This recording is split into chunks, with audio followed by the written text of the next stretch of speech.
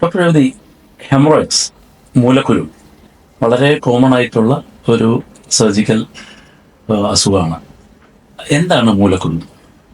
മൂലക്കുരു എന്ന് പറഞ്ഞാൽ മൂലക്കുരു നമുക്ക് ഈ ബ്ലഡ് വെസൽസ് ഉണ്ടല്ലോ നമ്മുടെ ശരീരത്തിലുള്ള ആ മലദ്വാരത്തിന്റെ അവിടെയുള്ള രക്തക്കുഴലുകൾ അത് വികസിക്കുന്ന അവസ്ഥയാണ് നമ്മൾ ഹെമറോയിഡ്സ് അല്ലെങ്കിൽ പൈൽസ് അല്ലെങ്കിൽ മൂലക്കുരു എന്ന് പറയുന്നത്.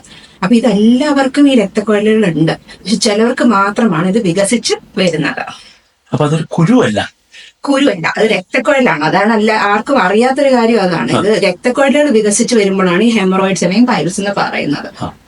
നമ്മുടെ നോർമൽ ഒരു മുഖത്ത് കാണുന്ന ഒരു കുരു പോലെ ശരീരത്തിലുണ്ടാവുന്ന, അതുകൊണ്ടാണ് ബ്ലീഡിംഗ് ഉള്ള റിസ്ക് വരുന്നത്. അത് രക്തക്കുഴലുകൾ ആയതുകൊണ്ട്. എന്തുകൊണ്ടാണ് മൂലക്കുരു വരുന്നത്? എല്ലാവർക്കും ഉള്ള സംശയമാണ്, മൂലക്കുരു എന്തുകൊണ്ടാണ് വരുന്നത്? ഇപ്പോഴത്തെ കാലത്ത് നമ്മളെ എന്തായാലും ലൈഫ് സ്റ്റൈലാണ്. നമ്മളെല്ലാരും ജങ്ക് ഫുഡ് കഴിക്കുന്നു. പിന്നെ ബാത്റൂമിൽ പോകാനായിട്ട് നമ്മളെല്ലാരും ഫോണും കൊണ്ട് പോകുന്നു. ഫോണും കൊണ്ട് പോയി അത് കണ്ടിരിക്കുക, എന്നിട്ട് അവിടെ ഇങ്ങനെ ഇരിക്കുക, ബാത്റൂമിൽ പോയി സ്ട്രെയിൻ ചെയ്യുക. ഇതൊക്കെയാണ് മെയിൻ ആയിട്ടുള്ള നമുക്ക് ചേഞ്ചസ് വരുത്താൻ പറ്റുന്ന ഹാബിറ്റ്സ്. ഇതാണ് ലൈഫ് സ്റ്റൈൽ ചേഞ്ചസിൽ അതുകൊണ്ട് വരുന്ന റീസൺസ്. എന്തൊക്കെയായിരിക്കും ലക്ഷണങ്ങളൊക്കെ? മൂലക്കുരു, എനിക്കൊരു മൂലക്കുരു ഉണ്ട് എന്നിപ്പോ എല്ലാവരും നമ്മളിപ്പോ മലദ്വാരം പരിശോധിക്കുന്നില്ലല്ലോ.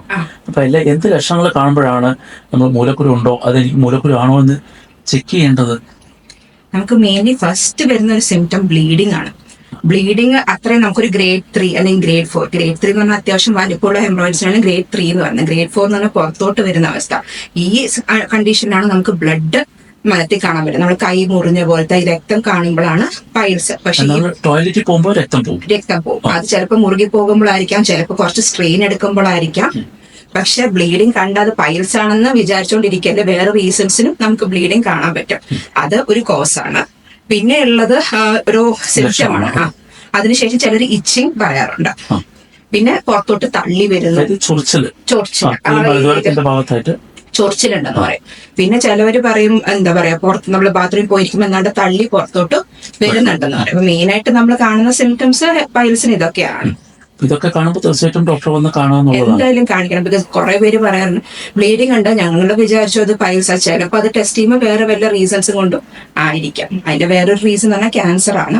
അപ്പൊ അതുകൊണ്ട് എപ്പോഴും ബ്ലീഡിംഗ് പൈൽസ് ആണെന്ന് വിചാരിക്കാതെ ഡോക്ടറിനെ വന്ന് എന്തായാലും പെട്ടെന്ന് ഒരു സർജനെ വന്ന് കാണിക്കാന്നുള്ളതാണ്. ഇപ്പൊ ചികിത്സയിൽ കിടക്കണമെങ്കിൽ താറാവ് മുട്ട പൈൽസിന് നല്ലതാണ്. ഞാൻ സാധാരണ അഡ്വൈസ് ചെയ്യാറുള്ളതെന്ന് വെച്ച് കഴിഞ്ഞാൽ എല്ലാവർക്കും ചിക്കൻ കഴിക്കണം, പക്ഷെ അതൊക്കെ പേടിച്ചാണ്. സോ നമുക്ക് ആകെ വരുന്നത് നമുക്ക് കോൺസ്റ്റിപ്പേഷൻ അല്ലെങ്കിൽ മലബന്ധം വരരുത്. അപ്പൊ നമ്മളിപ്പോ ചിക്കൻ കഴിക്കുകയാണെങ്കിൽ തന്നെ നമ്മളൊരു എഫേർട്ട് എടുത്തിട്ട് കുറച്ചുകൂടി ഡയറ്ററി ഫൈബർ, നമുക്കിപ്പോ സാലഡോ തോരനോ അങ്ങനെ കൂടുതൽ അതിന്റെ കൂട്ടത്തിൽ കഴിച്ച് കോൺസ്റ്റിപ്പേഷൻ വരാതിരുന്നു കഴിഞ്ഞാൽ അത് മാറാവുന്ന ഒരു കാര്യമുള്ളൂ. അപ്പൊ മൊത്തത്തിൽ കംപ്ലീറ്റ് ആയിട്ട് അവോയ്ഡ് ചെയ്യണമെന്ന് ഞാൻ പറയില്ല. പക്ഷെ താറാമുട്ട കഴിക്കണം എന്നുള്ളൊരു കോൺസെപ്റ്റ് പലർക്കുണ്ടല്ലോ. താറാമുട്ട അതെ, എനിക്ക് തോന്നുന്നു അതൊരു ഹീറ്റിന്റെ ആണ് ആൾക്കാർ പറയുന്നത്. അവിടെ ചൂട് കൂടുന്നു പുറത്തോട്ട്, അങ്ങനത്തെ ഒരു കോൺസെപ്റ്റ് ആണ് ആൾക്കാർ. ഞാൻ ചോദിച്ചിട്ടുണ്ട് എല്ലാവരോടും. അപ്പൊ അവര് പറഞ്ഞ റീസൺസ് ഇതാണ്, അവിടെ ചൂട് കൂടുന്നു, അതുകൊണ്ട് മറ്റേ സാധാ മുട്ട കഴിക്കും. അപ്പൊ യഥാർത്ഥത്തിൽ എന്താണ് മൂലക്കുരുയുടെ ചികിത്സ? എന്താ? 4 ഗ്രേഡ്സ് ആണ്. ഗ്രേഡ് 1 നമുക്ക് ഒന്നും ആവശ്യമില്ല, ജസ്റ്റ് നമ്മളുടെ ലൈഫ് സ്റ്റൈൽ മാറ്റുക, നമ്മുടെ ഭക്ഷണ രീതികൾ മാറ്റുക, കൂടുതൽ ഫൈബർ, സാലഡ് കഴിക്കുക, തോരൻ കഴിക്കുക, മെയിനായിട്ട് അതാണ് വേണ്ടത്. പിന്നെ ബാത്റൂമിൽ ചെന്ന് സ്ട്രെയിൻ ചെയ്യാതിരിക്കുക. ഫോണും കൊണ്ട് പോയി ഇരുന്ന് നമ്മൾ അറിയാതെ തന്നെ ഒത്തിരി എഫേർട്ട് എടുക്കുന്നുണ്ട് അവിടെ സ്ട്രെയിനിങ്. അപ്പൊ അതൊന്നും അവോയ്ഡ് ചെയ്യുക. നമ്മളെ കൊണ്ട് പറ്റുന്ന കാര്യങ്ങൾ അതാണ്. പിന്നെ പ്രഗ്നൻസി ഒന്നും നമുക്കൊന്നും ചെയ്യാൻ പറ്റാത്ത. പക്ഷെ വന്നു കഴിഞ്ഞാൽ പിന്നെ എന്താണ്? വന്നു കഴിഞ്ഞാൽ പിന്നെ ഗ്രേഡ് 2. നമുക്ക് സർജൻസിനായാലും പേഷ്യൻസിനായാലും ഏറ്റവും വരുന്ന പ്രശ്നം ഗ്രേഡ് 4 ആണ്. നമുക്കും ബ്ലീഡിങ് ഒരു പ്രശ്നമാണ്, അവർക്കും ഭയങ്കര പെയിൻഫുൾ ആയിരിക്കും. ബിക്കോസ് ഗ്രേഡ് 4 എന്ന് വന്നു കഴിഞ്ഞാൽ നമുക്ക് ഓപ്പൺ ടെക്നിക്ക് അല്ലാതെ വേറെ ഒന്നും പറ്റത്തില്ല. പിന്നെ ഓപ്പറേഷൻ ചെയ്ത് മൊത്തത്തിൽ എടുത്തു മാറ്റുക. രക്തക്കൊഴലുകൾ തന്നെ കെട്ടിവിടുകയാണ് നമ്മൾ ഈ ഓപ്പൺ എന്ന് ഉദ്ദേശിക്കുന്നത്. അപ്പൊ ഞാൻ പേഷ്യൻസിനോട് കഴിയുന്ന ഗ്രേഡ് 2 അല്ലെങ്കിൽ ഗ്രേഡ് 3 ആ ഒരു സ്റ്റേജ് എത്തുമ്പോൾ തന്നെ ഡീൽ ചെയ്യുന്നതായിരിക്കും ബെറ്റർ. ബിക്കോസ് അതിന് നമുക്ക് വലിയ പ്രൊസീജിയേഴ്സ് വേണ്ട. ഇപ്പൊ ഒത്തിരി അവൈലബിൾ ആയിട്ട് ടെക്നിക്സ് ഉണ്ട്. ഒന്നെന്ന് പറയാൻ റബ്ബർ ബാൻഡ്, നമുക്ക് അവിടെ ഇതിനകത്ത് മാത്രം റബ്ബർ ബാൻഡ് ഇട്ട് കൊടുക്കുക. ഒരു പൈൽസ് മാത്രം ഇങ്ങനെ പുറത്തോട്ട് തള്ളി നിൽക്കുകയാണെങ്കിൽ അവിടെ റബ്ബർ ബാൻഡ് പോലത്തെ ഒരു ഇതുണ്ട്, അത് അവിടെ ഇട്ട് കൊടുത്താൽ മതി. പിന്നെ കുറച്ചും കൂടി കൂടുതലായിട്ടുണ്ടെങ്കിൽ ലേസർ. ഇപ്പൊ എല്ലാവരും മിക്കവരും ഗ്രേഡ് 2-നും ഗ്രേഡ് 3-ക്കും ചെയ്യുന്നത് ലേസർ. ലേസർ എന്ന് പറഞ്ഞാൽ നമുക്ക് ഒന്നും ഇപ്പൊ വന്നു നമ്മൾ ചെയ്യുന്നു, ആകൊന്ന് കരിയിച്ചു കൊടുക്കുകയാണ്. ആ രക്തക്കുഴല് വികസിച്ചിരിക്കുന്ന രക്തക്കുഴല് നമ്മളൊന്ന് കരിയിച്ചു കൊടുക്കുകയാണ് ചെയ്യുന്നത്. അപ്പൊ ഇതിനൊക്കെ അധികം സമയം ആശുപത്രി കിടക്കേണ്ടി വരും? ഒപി വന്ന് കാണിക്കുന്ന പോലെ ഇത് ആക്ച്വലി നമുക്ക് പ്രൊസീജിയറിന് വേണ്ടി പേഷ്യന്റ് കിടക്കണം. പക്ഷെ നമ്മൾ അനസ്തേഷ്യ കൊടുക്കുന്നത് കൊണ്ട് നമ്മൾ കിടക്കണം എന്നാണ് പറയുന്നത്. അല്ലാതെ ഈ പ്രൊസീജിയറിന് വേണ്ടി നമുക്ക് വേണമെങ്കിൽ ലോക്കലിലും ചെയ്യാൻ കിടന്നു വരുന്ന പേഷ്യന്റ് ആണെങ്കിൽ അത്രയും സിമ്പിൾ ആണ്. അത്രയും സിമ്പിൾ ആണ്. ബിക്കോസ് നമ്മൾ വലിയൊരു മുറിവ് ഉണ്ടാക്കുന്നില്ല, ജസ്റ്റ് രക്തക്കൊഴലുകൾ പോയി കരിച്ചു കൊടുക്കുന്ന മാത്രമാണ് ലേസർ എന്ന് പറയുന്നത്. പക്ഷെ അത് ഗ്രേഡ് 2, ഗ്രേഡ് 3. പക്ഷെ 4 പോയാൽ നമുക്കത് യൂസ് ചെയ്യാൻ പറ്റത്തില്ല. പിന്നെ ഉള്ളതെന്ന് പറഞ്ഞാൽ സ്റ്റേപ്ലർ ഹെമറോഡോപെക്സി. അപ്പൊ അത് നമ്മളൊരു ഗ്രേഡ് 3ക്കാണ് നമ്മൾ കൂടുതലായിട്ട് സജസ്റ്റ് ചെയ്യുന്നത്. നമ്മൾ സാധാരണ അടിക്കുന്ന സ്റ്റേപ്ലറിന്റെ പോലെ തന്നെ നമ്മൾ ഉള്ളിലോട്ട് കയറ്റിയിട്ട് സ്റ്റേപ്പിൾ ചെയ്ത് കൊടുക്കുകയാണ് ചെയ്യുന്നത്. അതിനും ഗ്രേഡ് 3ക്കാണ് നമ്മൾ കൂടുതലായിട്ട് പറഞ്ഞു കൊടുക്കുക ചെയ്യാനായിട്ട്. ഈ വേദന ഉണ്ടാവുമോ, പ്രൊസീജിയേഴ്സ് വലിയൊരു ബുദ്ധിമുട്ടുണ്ടാവുന്നതാണോ കഴിഞ്ഞാൽ? ഗ്രേഡ് 4 നമ്മൾ പറഞ്ഞില്ല, ഓപ്പൺ ആയിട്ട് ചെയ്യുന്നത് കുറെ പേർക്ക് കുറച്ച് ഡിസ്കംഫർട്ട് ഉണ്ടാക്കാറുണ്ട്.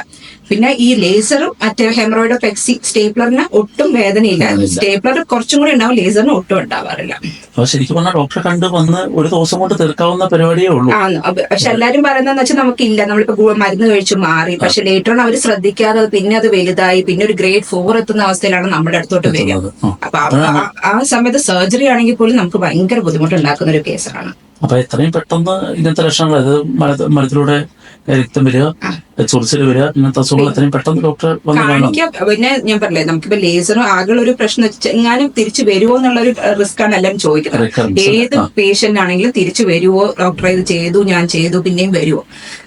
റിസ്ക് ഉണ്ട്. ബിക്കോസ് നമ്മളിപ്പം ആണുങ്ങളുടെ എടുക്കുകയാണെങ്കിൽ സ്മോക്കിംഗ്, ക്രോണിക് ആയിട്ട് സ്മോക്ക് ചെയ്യുന്ന പേഷ്യൻസ് ആണെങ്കിൽ ചെയ്ത് കഴിഞ്ഞാൽ പോലും അത് തിരിച്ച് വരാൻ പറ്റും. നമുക്ക് സ്മോക്കിംഗ് എന്താ റീസൺ എന്ന് പറഞ്ഞു കഴിഞ്ഞാൽ അവര് പിന്നെയും നമ്മളെ ബ്ലഡ് വെസല് രക്തക്കൊഴലുകൾ ഡാമേജ് ആവുക ചെയ്യുന്നത്. അപ്പൊ നമ്മൾ ചെയ്ത് കഴിഞ്ഞിട്ട് പിന്നെ അവർ സ്മോക്കിംഗ് കണ്ടിന്യൂ ഒക്കെ ചെയ്യുകയാണെങ്കിൽ അത് പിന്നെ വരാൻ സാധ്യതയുണ്ട്. എന്നാലും ഭൂരിപക്ഷം ആൾക്കാർക്കും വരാനുള്ള സാധ്യത കുറവാണ്. നമ്മൾ കുറച്ചൊരു എന്ന് പറയാ ഒന്ന് ശ്രദ്ധിക്കണം. നമുക്കിപ്പോ സർജറി കഴിഞ്ഞാൽ പോലും കുറച്ചൊരു ശ്രദ്ധ എന്തായാലും വേണം. നമ്മൾ ഈ സ്ട്രെയിനിങ്, ബാത്റൂമിൽ ചെന്നിരിക്കുക, അതൊക്കെ ഒന്ന് ഒഴിവാക്കേണ്ടി വരും. അല്ല മിക്ക പേഷ്യൻസിനും തിരിച്ചു വരാറില്ല. അപ്പൊ ശരിക്കും പറഞ്ഞാൽ സർജിക്കൽ ട്രീറ്റ്മെന്റ് തന്നെയാണ് അല്ലെ ഉള്ളൊരു. പിന്നെ ആരെങ്കിലും ഹെസിറ്റന്റ് ആണെങ്കിൽ പിന്നെ ലൈഫ് സ്റ്റൈൽ മൊത്തത്തിൽ നമ്മളുടെ ഫുഡ് നമ്മൾ ശ്രദ്ധിക്കുക എന്നുള്ളതേ ഉള്ളൂ. ചിലർക്ക് ഗ്രേഡ് 2 ചെയ്യാൻ ഹെസിറ്റന്റ് ആയിരിക്കും. അവരെന്തായാലും ലൈഫ് സ്റ്റൈൽ എപ്പോഴും ശ്രദ്ധിച്ചുകൊണ്ട് ഇരിക്കേണ്ടി വരും. കോൺസ്റ്റിപ്പേഷൻ ഉണ്ടാവരുത്, ബിക്കോസ് അല്ലെങ്കിൽ പിന്നെ ഗ്രേഡ് 2 ഗ്രേഡ് 3 ആവും, ഗ്രേഡ് 3 ഗ്രേഡ് 4 ഗ്രാജുവൽ പ്രോഗ്രസ് ആയിട്ട് വരും. കുട്ടികൾക്ക് മൂലക്കുരു വരാനുള്ള സാധ്യതയുണ്ടോ? കുറെ പേർക്ക്, ബിക്കോസ് അവർക്കും ഈ കോൺസ്റ്റിപ്പേഷൻ ഉള്ള കുറെ പിള്ളേരുണ്ട്.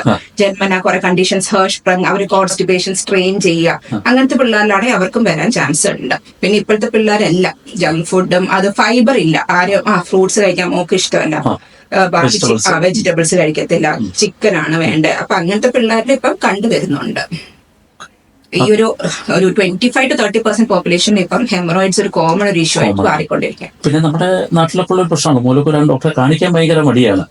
ശരിക്കും എനിക്ക് ഇപ്പം മാറിക്കൊണ്ടിരിക്കുന്നുണ്ട് തോന്നുന്നു അല്ലേ? എല്ലാവരും എനിക്ക് തോന്നുന്നു എനിക്ക് ഏറ്റവും കൂടുതൽ പേഷ്യൻസ് വരുന്ന ബാക്കി വേറെ ചികിത്സകളൊക്കെ എടുത്തിട്ടാ വരുന്നത്. ആരാ ചെയ്തെന്ന് അവര് കൂടുതലായിട്ട് ക്വസ്റ്റ്യൻസ് ഒന്നും ചോദിക്കുന്നൊന്നുമില്ല. അപ്പൊ അവര് ചെയ്തു, കരിച്ചു കൊടുത്തു, എങ്ങനെ ചെയ്തു എന്നും ആർക്കും അറിയത്തില്ല. അപ്പൊ അങ്ങനത്തെ കോംപ്ലിക്കേഷൻസ് ആയിട്ട് കുറെ പേര് വരുന്നുണ്ട്. ചെറുപ്പത്തിൽ ഇങ്ങനെ പറയും കെട്ടിക്കൊടുത്തു അവരങ്ങനെ. ഞാൻ ആരാ ചെയ്യുന്നതെന്ന് ചോദിക്കുമ്പോൾ അവർക്കും അറിയത്തില്ല. പക്ഷെ അവര് പറയുന്നത് അവിടെ പോയി കഴിഞ്ഞാൽ കുറച്ചുകൂടി ബെറ്റർ ആണെന്നുള്ള ഒരു മിസ്കൺസെപ്ഷൻ. എത്രയും പെട്ടെന്ന് ഡോക്ടറെ കാണുക, ഒരു ദിവസം കൊണ്ട് ഓപ്പറേഷൻ കഴിക്കുക, തിരിച്ച് പോരുക എന്നുള്ളതാണ് ഏറ്റവും ബെസ്റ്റ്. ബിക്കോസ് നമുക്കിപ്പോ ബ്ലഡ് പോകുന്നത് നമ്മുടെ ഹീമോഗ്ലോബിൻ പോലും കുറഞ്ഞുകൊണ്ടിരിക്കുക. ബിക്കോസ് നമുക്കിപ്പോ ഗ്രേഡ് 4 ഒക്കെ ആണെങ്കിൽ ഹെവി ബ്ലീഡിംഗ് ആണെങ്കിൽ നമ്മുടെ ഹീമോഗ്ലോബിൻ കുറയുന്നു, നമ്മുടെ ഒരു ബ്ലഡ് ട്രാൻസ്ഫ്യൂഷൻ, അതൊക്കെ നമുക്കൊരു ഈസി ആയിട്ട് അവോയ്ഡ് ചെയ്യാൻ പറ്റുന്ന ഒരു കാര്യമേ ഉള്ളൂ ഈ ഒരു സർജറിയും കൊണ്ട്. അപ്പൊ താങ്ക് യു ഡോക്ടർ രേവതി, ഒരുപാട് ഇൻഫർമേഷൻസ് ആയിരുന്നു. Thank you so much.